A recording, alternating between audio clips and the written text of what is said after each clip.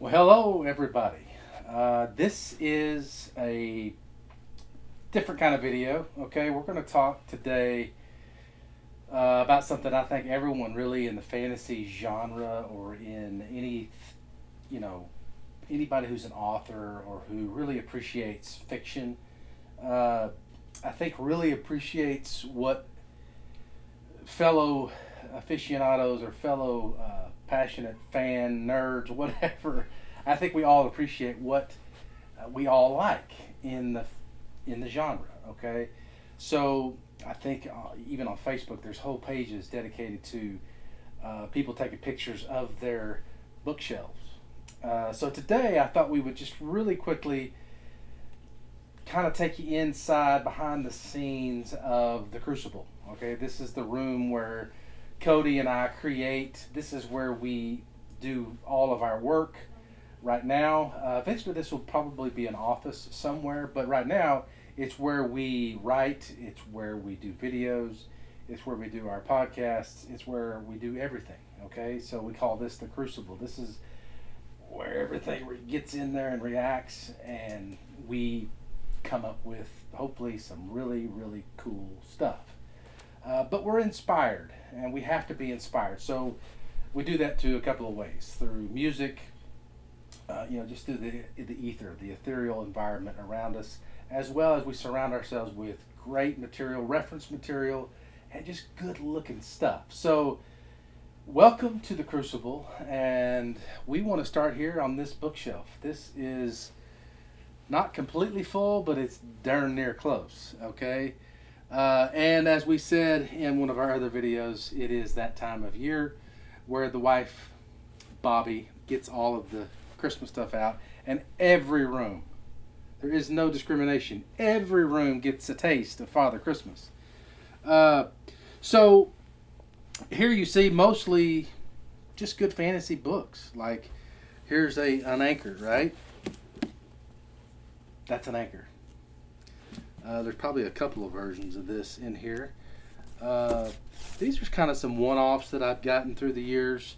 This is my particular shelf. We'll show Cody's eventually. Of course, you've got some other anchor out of that series.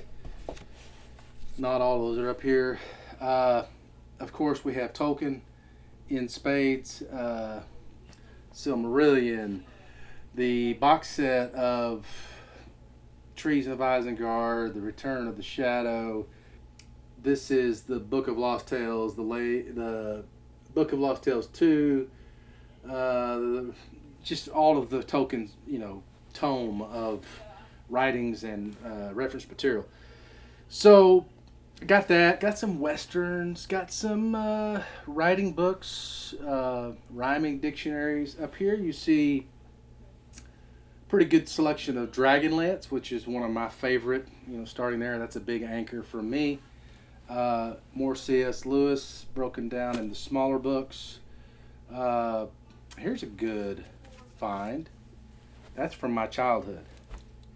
So I think this printing was, good Lord, it's in bad shape.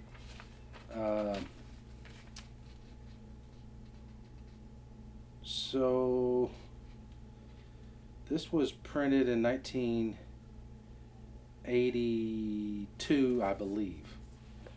So that's from my childhood. I think I was 9 when I got that. So it's some treasures here.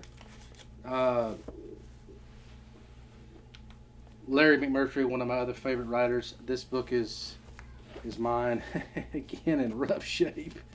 This is from the 90s. Big time author, Larry McMurtry. Terry Brooks, Brandon Sanderson. There's Elantris. There's just some random stuff down here. There's some really good reading in some of these business books. Like, I'm not a huge fan of Starbucks or Howard Schultz, but that's a really good book if you're into business. Insanely Simple is also a really good book. These are, again, just some one-offs I've gotten out of the discount bargain bins from time to time.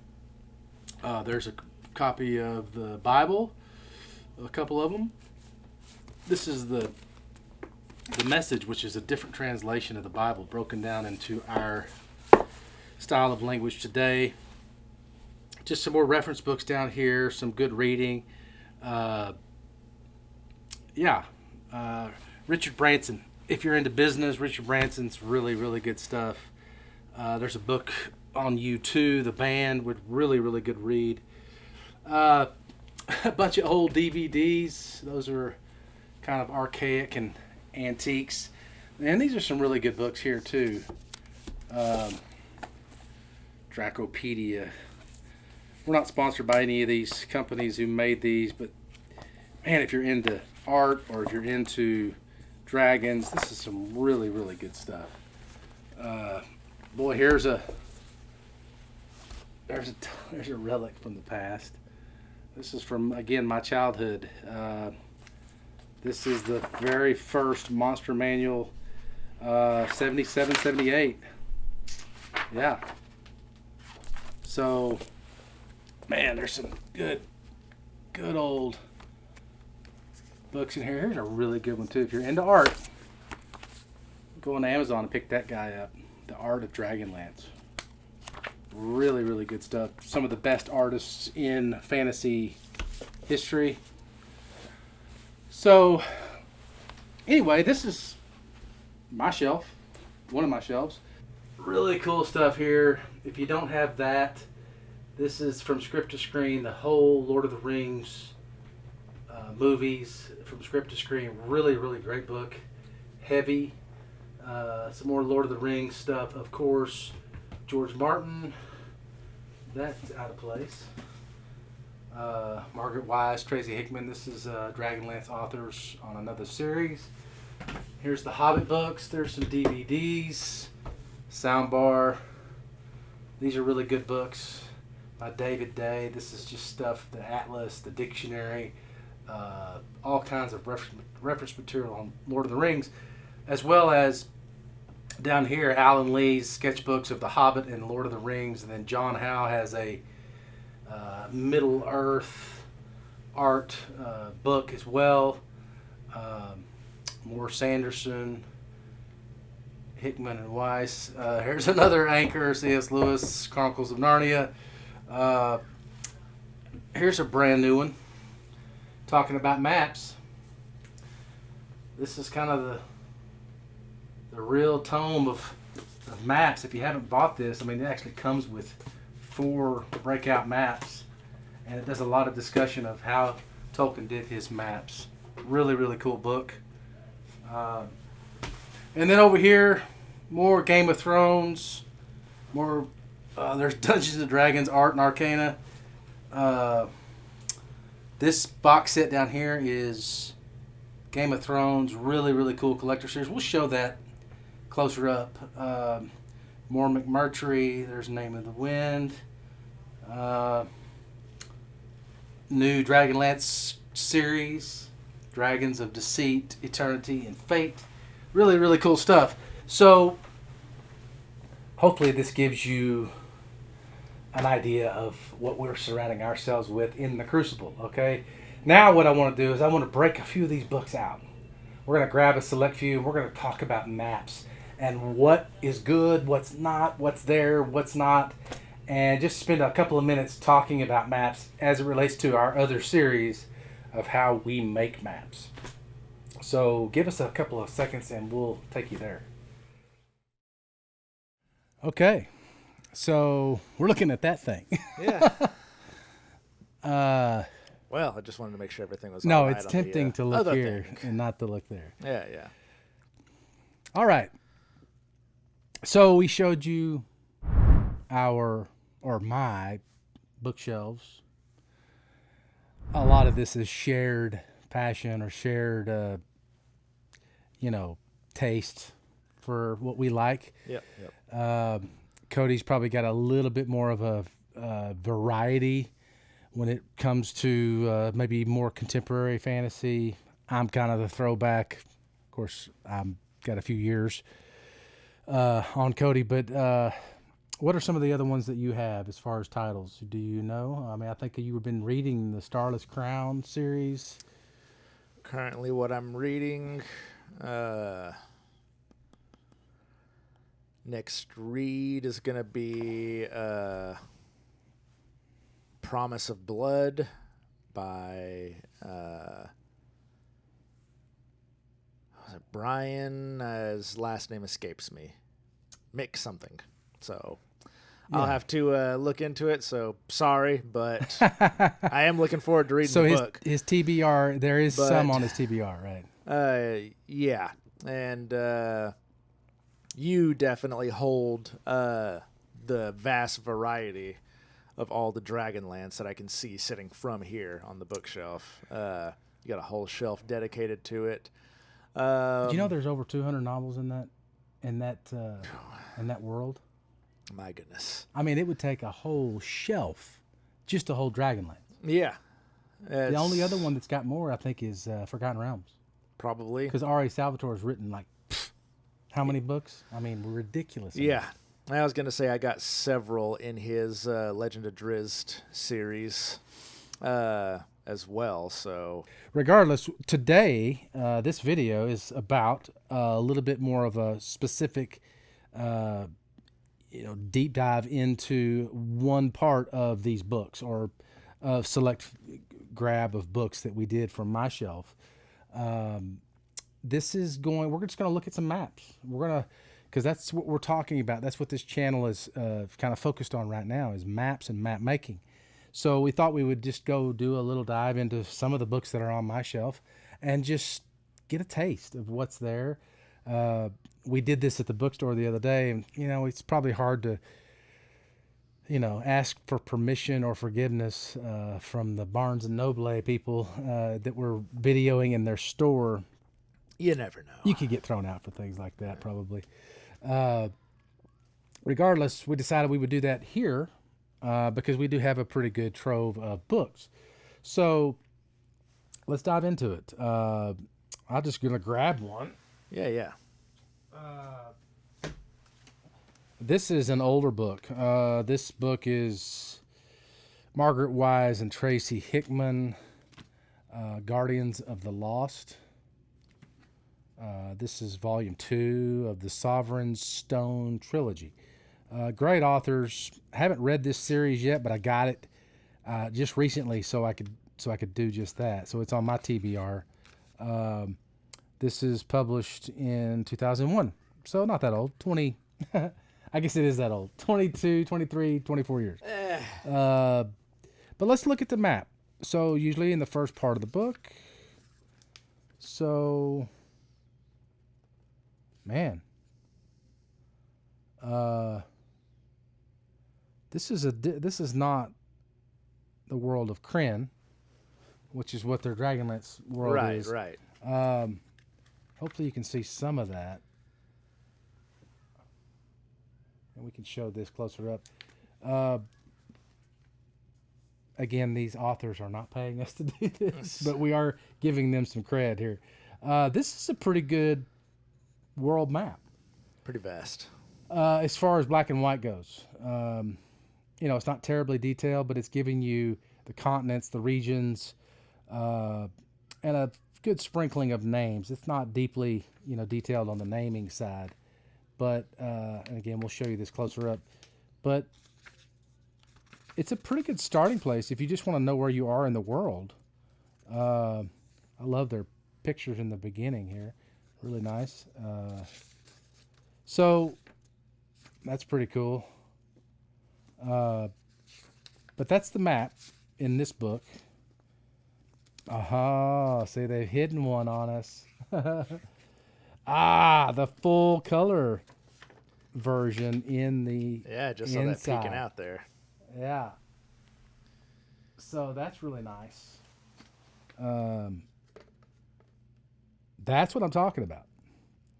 I'm instantly drawn in now, right? Yeah. Wouldn't you say? Like, that's... Looks great. That is enough to really want to get me in that world and go. Full color? Yeah, looks great.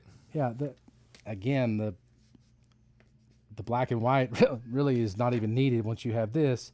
I guess in the paperback versions, that's probably all they have is the black and white. Uh, that is really, really nice. So kudos to these authors. Of course, two of my favorites, Margaret Wise and Tracy Hickman. They generally do good on their maps. And a good map like that definitely will draw you in. I'm drawn in. It makes me believe in their world. I mean, they put it in, believe in that both front and back. What story they're telling is going to take place there. Good names, from what I can see. Sea of Edamnar, Sea of Arcus, Sea of Orcus, Territories of the Orcs with a K. Yeah, I'm down. I'm into it. So, good start on our little map quest here. No pun intended.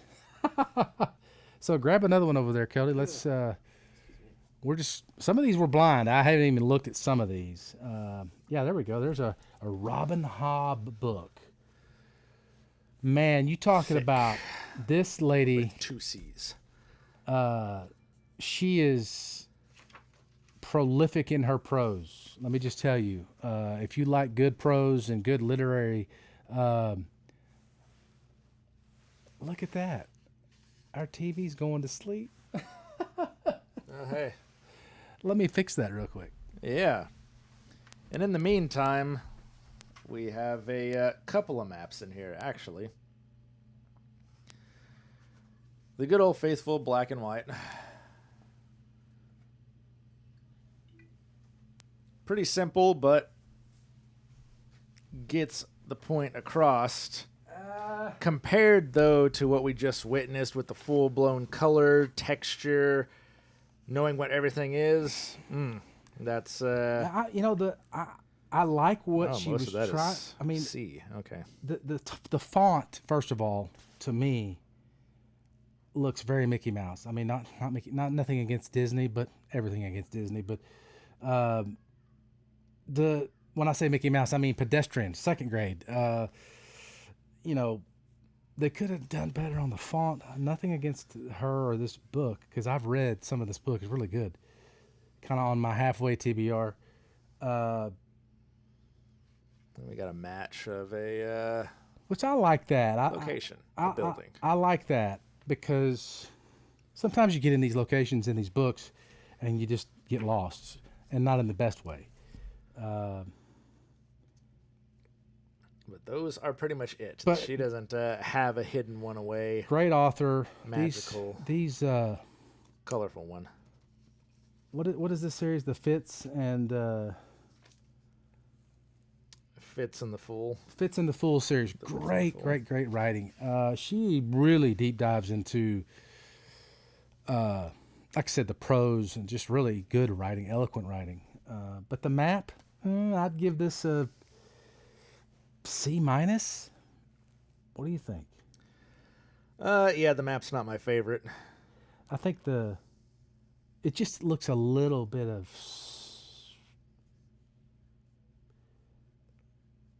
grade school to me. Oh, well, that's definitely just relying on pure shapes.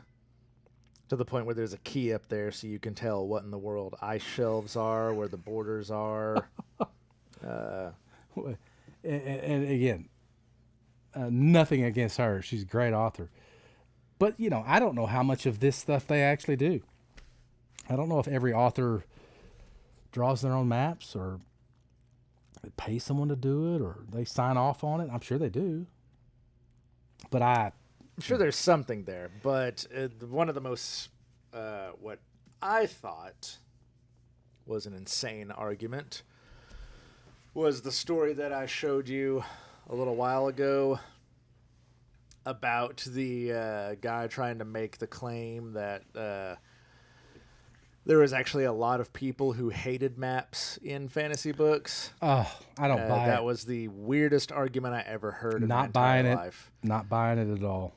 Just some guy's blog. I don't even remember his name anymore. But I don't know. I just remember that there was a statement early on that he then later contradicts as it goes deeper into it. And so at that point, I was like, okay, not even sure what to do with this anymore. But Let me just say this. I would assume, and I'm going to make a safe bet here, I believe, and I'm not a betting man at all, but my bet is that 95% of fiction buyers and consumers, especially fantasy, really want good maps or really dig the maps, might even purchase because of maps. That's my bet. I always prefer a good map, really. Like I just said earlier, it sells me on the world, on what the story you're trying to tell me.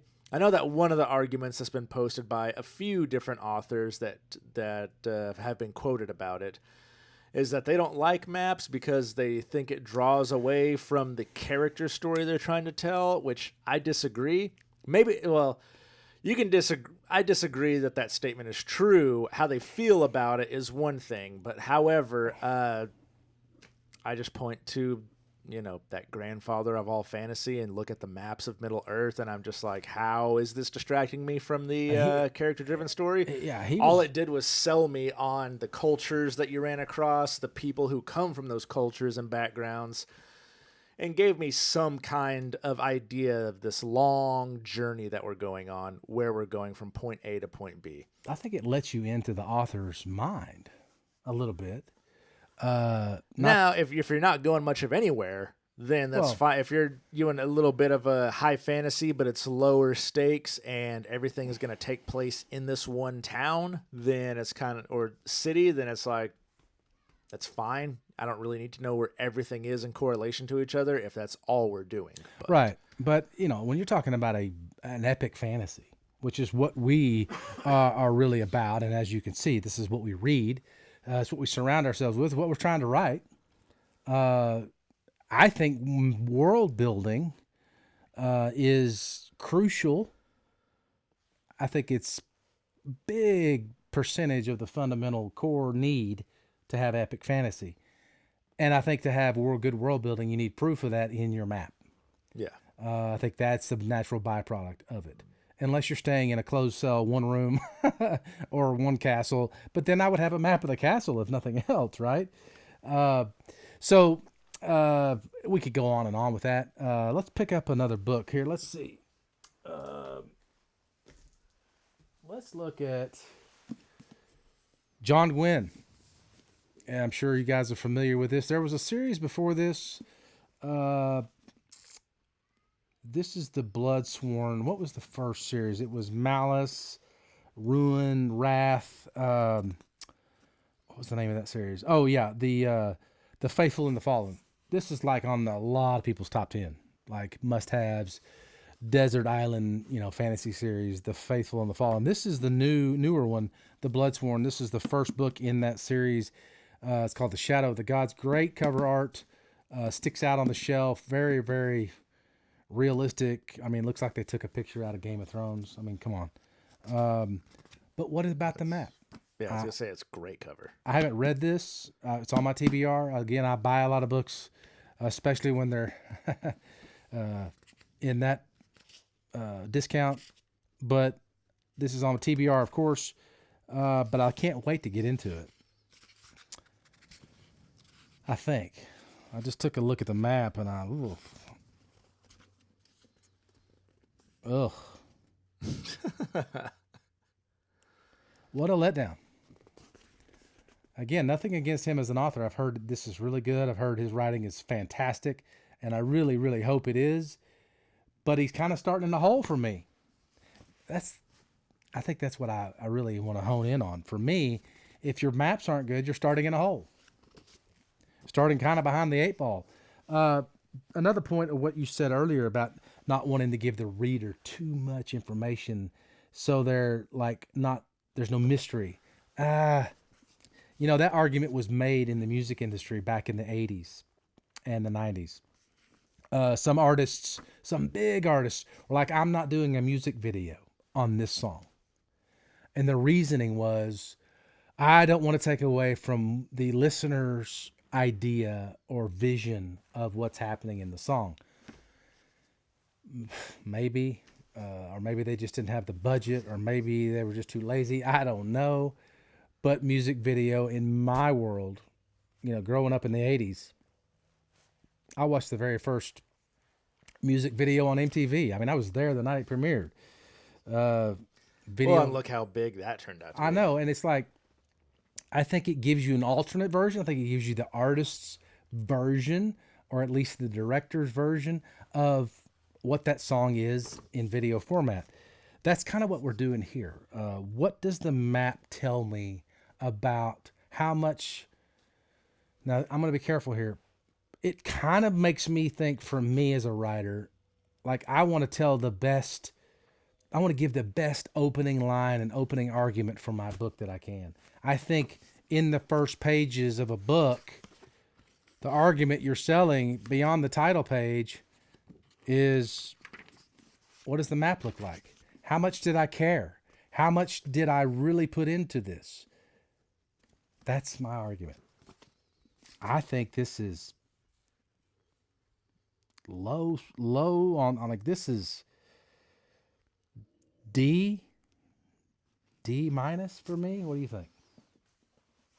I was going to say, I'm almost tempted to switch that around and say that maybe then the last one that we looked at was a D and this one's the C minus. Okay, so we're right on this. I mean, C minus and D are pretty much the same thing. I was going to say, well, if I had to take away C's and pluses, I would give this one at least a C, just because of the, at least there's, I can tell what's going on with this massive serpent body. Yeah, I didn't see that's that. going on there with the head and everything like that. I think that also I'm not feeling way too inundated by lines as opposed to the other map. I think now that I'm looking at these in comparison, in the Assassin's Fool or whatever it was map, that one was just so heavy, stark, black and white, with tons and tons of lines, that for a minute there, I was actually looking at it and I was like, I'm having a hard time telling what's the sea and what's the land at this point. This has some gradient, some actual artistic, Yeah, so I would actually give this one a step up over what we just saw for me. Okay, so and not like some of the stuff doesn't look as clip art. I know there's just like these circles or shields or whatever they're supposed to be for towns. Somebody drew this, I think. Versus the kind of just looked like somebody took their pen real fast and the other one to mark a town, and it was just like a real quick like roof and square. It's funny, but and I don't know this book. I really can't wait to read this book. I've heard nothing but good reviews, but I do like this. This is not a river going across the top. You can see that. It's not a river. It's a pit. So instead of an ice wall, he's got the Vaesen pit. Fantasy, pronunciation. It's kind of a shot in the dark, but it's cool. I'm digging that. We got something similar in our world.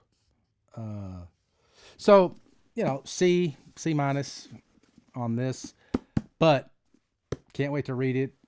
I just wish the maps would line up with the clout, right? So that was Shadow of the Gods.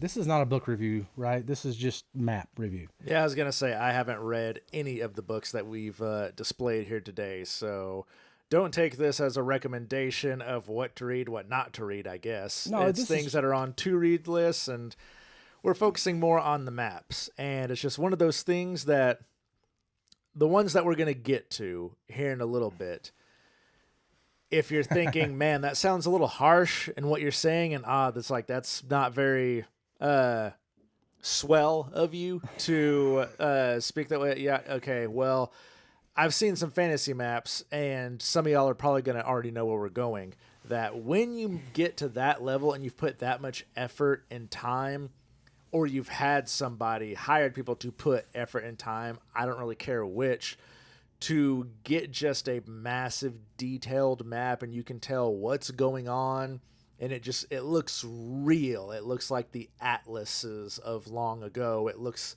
like it belongs there. It really makes me feel this world that I'm getting ready to read about is a real place that you can go to. That's my whole point that I think I'm trying to get across, is that mostly from what I've known, maybe in some instances they don't get a chance to, but from what I know, authors pretty much have the say-so of what of putting their maps into the world. I think we found that out, right?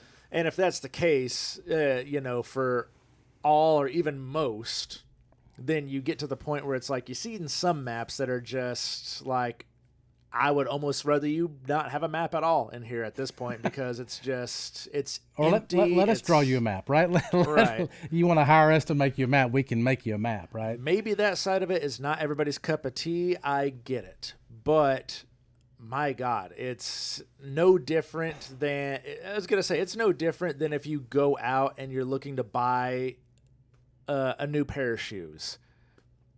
How many of y'all are going to go and just be like, oh, okay, this Walmart brand is fine. It's fine. But it's your feet. We can just go get that because I'm not going to spend over $60 for a pair of shoes. And then how many of y'all are just like, I cannot, unless it's house slippers that you're going to be walking around in by yourself in the comfort of your own home or whatever.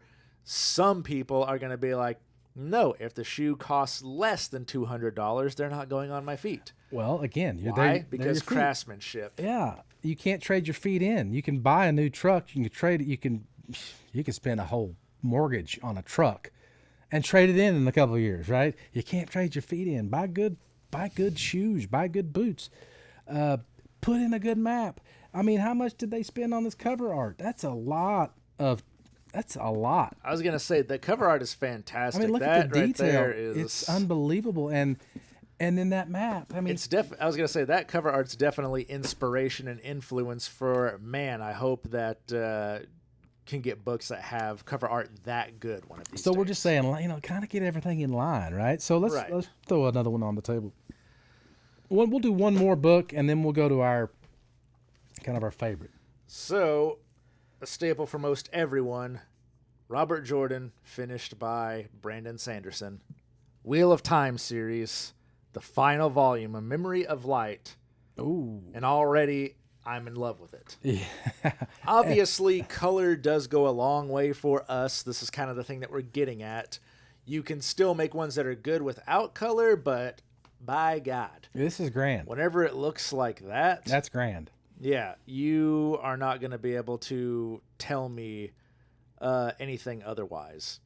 That is really good. I have a sense already of what's desert, what's wasteland, what's lush forest, what's meadows. Without even having to read it, I can see the biggest part is I can tell the elevations. This is pretty much next level map stuff, and this goes on the list of what I was talking about of... guys, this is the kind of thing you're competing with if you're talking about map making in Worlds. And if you were going to hold your own review or own copy of what are the best fantasy maps in the world, this ranks up there. Yeah. It's at good. Minimum breaks top 10, but I would wager it's top 5 at least, because you really get a sense of everything. But I can see the dots and the names for the towns and everything. They've even colored, the dots to the point where I'm not confused about what that is, which, some of them have roads and rivers leading to them, so I wouldn't be. But this really feels like they went the extra mile to really sell us on this world and what is happening here. This is great. Yeah, it looks fantastic. I mean, and this is first open, right? You're looking at the inside of the actual hardcover and the first, page. This is fantastic looking map. Now, same map, but black and white. It loses a little. I mean, it loses a lot, actually. Let's be honest. Black and white, it does lose a little and a lot. So, not going to lie, there is a bias for the colored ones. But... And even with the black and white, I feel like you do lose a lot of the feel of elevation, even though they've tried to give it some of that with some of these mountain shapes and everything like that. But we're going to do our best to show you guys how to translate color or take color to black and white and not lose a lot of what we're talking about. Again, this is going to be a task that we're going to be hopefully up for, but we're definitely going to try to do that. I was going to take a quick gander. Yeah, so elevation looks really good. The green, a lot of implied stuff here, which I think is cool, very artistic. When I say implied, it's like he's not drawing every little tree shape, right? It's just almost a watercolor, which in fact this may be. I bet it is. I was gonna say there's a lot of it that makes me think that it's watercolor. It's either watercolor original or watercolor in Photoshop. But yeah, the black and white does lose a lot. Totally, same landmass but different rendering. So, but however, it's still at least with that map, I can still instantly tell what is land and what is sea, so that's always a plus. And this is 14 books. I mean, golly, this series is massive. They had time to get some stuff right. I wonder how good that. I bet there was not that version in the very first book. Oh, I bet that color version wasn't in the very first book. But I'm, again, I don't know that for sure. All right, we're gonna skip. We have a few more laying here. Real quick, I will show you this token. This is brand new on the shelf. Go to your local bookstore and you'll see this on the shelf. I was showing you this earlier. This has got some pull-out maps. Now, these aren't mappy. These are things you're going to hang on your wall. That's what this is intended for, to frame, as you can see. But that's cool. You see what a simple map warrants them doing this whole thing, and they're selling it in a book and talking about it. I don't know why. I haven't read the book yet. Man, we got to do some reading. It takes time. God, it takes time. It says, far over the misty mountains cold to dungeons deep. You want me to sing it? And caverns old, we must away ere break of day to find our long forgotten gold. So this is a Hobbit, there and back again map. Really, really cool. Just mostly shows Mirkwood, the Lonely Mountain, but a different take. A perspective format. Yeah, perspective. Yeah. Which is interesting. So this book is, got 4 of those in there. Really cool, worth picking up. All right, last one. Cutting to the chase here. Yeah. We have the treasure troves of maps. So Middle Earth is already a given, so we are not going to currently show that map right here and now, though earlier in some of the video you saw a poster of it kind of you did snag the poster. Ramshackled together and everything. But we already know Middle Earth, and it would be no surprise that it would be on the list and that it breaks into the top of all maps. But that one I think goes without saying. This one, however, is most definitely on that top tier list as well, to the point of the first time that Chad got this and started going through it, and I had the opportunity to look through it, I was just like, my God. But you were inspired. Very much so. I mean, I remember the day very well. We laid this all out on my conference table, and we got sucked in for a while. So what is this? You can already see it. The Lands of Ice and Fire. This is a trove or a tome of simply, this is just maps. That's all it is. You can see on the back. There they all are. Man, what a just awesome job they did on these. I'm just going to grab the first one that's in the stack. And these are huge. I mean, if you had a big man cave, you could fill the walls. So I get it. Not everybody will be able to do this, but that's not an argument against why you shouldn't strive for having fantastic maps. It's like bed sheets. Yeah. So what is this? Is this this Pintos? Is Bravos. Bravos.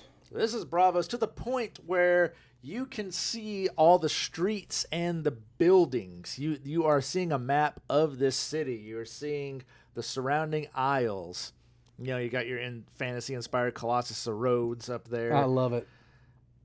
You got the lighthouses down here at the very bottom. But this is so detailed, it is bananas, and I imagine that took so much time to craft. But don't you want to go there? I mean, not just because of the series on HBO, but like just because of this, I want to go there. Oh God, yeah. I'm looking at it, and I'm just like, this is amazing. This is fantastic. That was just one little area, because if you know the world of Ice and Fire maps, you know that this is a massive, massive world. And that's just one of the cities. Guys, if you like fantasy and you like maps, this is worth every penny you're going to spend. I don't remember how much it cost, but let's look at this one. Yeah, I was going to say, this is definitely the one that set me over the edge when we looked at it, of just being like, what is even happening right now? The free cities of Westeros. Got a little tear in there because it's been open so many times. Oh, my God. This is crazy. I can't even open it. It's so big. Like I said, it's already got a tear in it because I've opened it too many times. Jesus.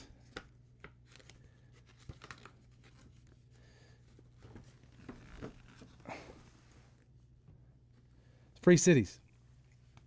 Yeah, so you look at all this, we have tons of elevation, tons of gradient. You can tell what areas are massively lush, what areas are a little bit more dry and barren, or maybe just grassy knolls and fields. You can tell the places that are really, really thriving because of how green they are. We got cities, and not just a little paperclip or quickly rushed out sketch of, hey, this city's here, icon. That is an actual city. You can see the rampart and the walls and the watchtowers and the buildings in all of this. Jesus. It is insane the amount of detail that they have gone into with these maps. So here's Dragonstone. I'll give you a close-up. These made us eat our heart out. When it came to maps, at that point when we saw these, we're like, okay, we're going to drive a stake in the ground when it comes to maps. We're going to do every bit as much as we can to try to meet this standard, because that is the standard. It is. I mean, Game of Thrones. Okay, any author out there listening to us in this right now, if you are not striving to be George R.R. Martin, I mean, let's take Tolkien off the table, right? He's dead. God rest his soul, grandfather of fantasy. George is still alive. Don't know about how much, but he's still alive. I mean, he is a contemporary icon. And I mean, if you don't want to have that type of literary renown, and if you don't want to have, for God's sake, HBO do a series on your books, then maybe this video is not right for you. But that's the standard for us, right? You know, that's what every author is striving to do. I mean, if you're not, what are you in the game for? Now, again, I don't know how happy George is with HBO's take on his books, but good Lord, the guy, I mean, he funded his great-grandchildren's lives with his writing. I mean, isn't that what we're trying to do, is leave a legacy? That's what he's done. Yeah, it's definitely, this whole set that he has is one of the best line of maps I've ever seen in my entire life. Unbelievable. And literally, I could probably cover half of this room's floor, half of one of these big walls with just these maps. Mm-hmm. It is high quality. They went in really close. You can make out all the stuff. And I don't know, some of those things, it's just insane the amount of detail that they went into some of these places that you have on these maps. Once again, this is the standard. It is the standard. It's something that we're striving to meet or surpass. Hopefully we can. And that's what our video series here in the Crucible, the Creation Crucible, that's where we're starting, because we felt like we had a little bit of a mission to try to meet these standards. And we've set out 10 years ago, starting on our maps. And so we're sharing with you how we do our maps, and that's what this really is all about. So this is kind of a reason as to why we are harping so much on maps, map making, world building, and why we think it's so important. So please, please, please understand, we love all these authors. We hold these authors in very high regard. Sanderson, John Gwynne, Margaret Wise, Tracy Hickman, who else did we cover? Robin Hobb, and all these authors are great, prolific authors. We love them. They are the standard we're trying to reach in our writing. Map making, map building, world building. It's kind of a different part of being an author, I guess. And we think it's at least equal, maybe not equal, but it certainly comes in a close second to your writing. We think you should have great maps and great proof of your great world building if you intend or trying to build great worlds, which is what we're trying to do. So I don't know what else there's to be said except for we're just setting out on this journey to, try to meet some of these standards and try to surpass some of them and leave a legacy in our own right. And we hope that if you're joining this channel that you feel the same way about creating and about world building. Because like Chad said earlier, if map making's not your thing, I still believe that it is what follows world building. Because if you're doing high fantasy and you have all kinds of crazy stuff like, the plant life is this and that, and there's almost nothing that is attributed to this real world because it's all high fantasy, everything like that. It's like, okay, so you've created an ecosystem. Well, where does that ecosystem inhabit? Why does it inhabit this area? What's to the north of that area? Does that ecosystem change whenever you go 20 miles north, 100 miles north, 1,000? Yeah. And so we're hoping that if you're, sticking around this channel, that you're basically as passionate about this kind of thing, about fantasy, about sci-fi, about building your own world, trying to create your own legacy. That may not be your end-all, be-all goal, but for us, it's a huge part of that. Like we said, this is the standard, and this is what we are striving to achieve. I would just be sounding like a broken record, repeating everything that Chad said, but making these maps, building fantasy worlds, this is what this channel is about, and hopefully to inspire you guys to do so. And with even videos like this, being able to accept that, some of these maps deserve some high levels of criticism, and that even maps that are created by us and you, they probably deserve a high level of criticism. And it's one of those things that it's like, okay, so we can take that and we can better ourselves, because once you reach levels like what you've seen here in the song, The Lands of Ice and Fire, and Tolkien's map of Middle Earth, and what I would even say for A Memory of Light, the map in there in that book, it's like, when maps have reached those levels, little maps that are just a bunch of lines that look like they were pencil drawings just don't. What are you trying to be? A, cut it for me anymore, and B, they don't set much of a standard for anything. But, those authors are still, they have the right to say, I'm just not into maps. I just need you to know where this is in proportion to this, and that's it. It's like, okay, I guess fine. That's their prerogative. But as for us, and hopefully for you, even if you're just planning out a new game of Pathfinder or Dungeons and Dragons, or if you're creating your own game, your own whatever, or you're doing what we're doing, trying to write a novel, do something like that, that you're doing it with such enthusiasm. Yeah, that this kind of thing, I was going to say, that's actually the key point, is that, no, you don't have to do this. It should just be happening because you want to do it. That's fun. the thing. Yeah. Make it fun. If it's not fun, it's like, well, let's figure it out. Let's figure out a way to make it fun. And I will say this, we named off 3 of the best series of fantasy of all time, right? Wheel of Time, Lord of the Rings, Stormlight Archive, what was the other one? Song of Ice and Fire. Yeah. Those set the bar pretty high. And they should. Now, I will say this also, really quick capstone on this. there's a lot of videos out there of showing how to make maps. Some of them are several years old. They've got millions of views, all that stuff.